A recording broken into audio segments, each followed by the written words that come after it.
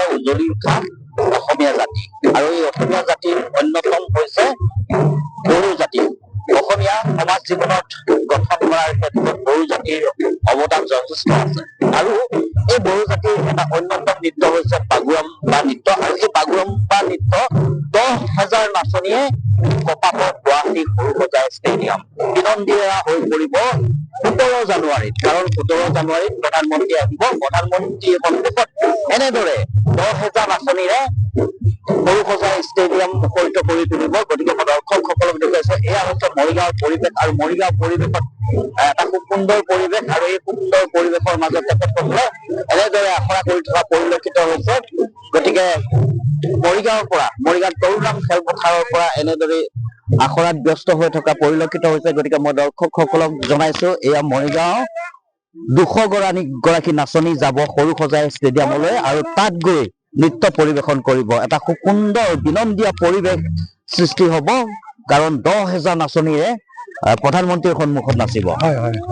কেনেকুৱা? হয়, ধন্যবাদ থাকিল আপোনালোকলৈ।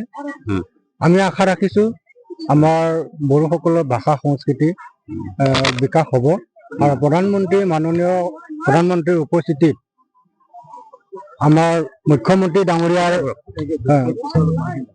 ডক্টৰ হিমন্ত বিশ্ব শৰ্মা ডাঙৰীয়াক আমি ধন্যবাদ দিছোঁ।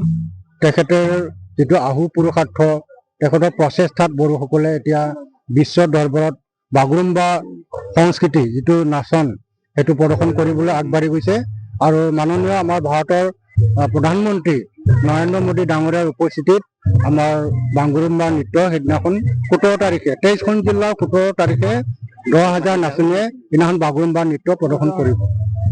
গতিকে এয়া হৈছে মৰিগাঁও পৰিৱেশ। মৰিগাঁৱত এনেদৰে এতিয়া বাগুৰুম্বা নৃত্য আখৰা চলাই আছে। কেনেকুৱা অনুভৱ? কেনেকুৱা? বহুত ভাল লাগিছে।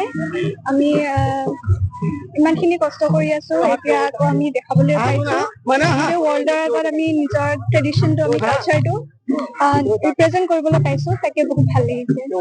প্ৰধানমন্ত্ৰীৰ সন্মুখত নৃত্য কৰিবা, কেনেকুৱা? বহুত ভাল লাগিছে। ইমান দিনৰ প্ৰেক্টিচৰ পিছত আমি এতিয়া পাৰফৰ্মেঞ্চ কৰিব পাম 17 জানুৱাৰীত। বৰ ভাল লাগিছে। অনিশ্চয়কৈ এই যুৱক যুৱতীসকলে খুব সুন্দৰকৈ 17 জানুৱাৰীত গুৱাহাটী সৰুসজাই ষ্টেডিয়ামত প্ৰধানমন্ত্ৰীৰ সন্মুখত নৃত্য পৰিৱেশন কৰিব।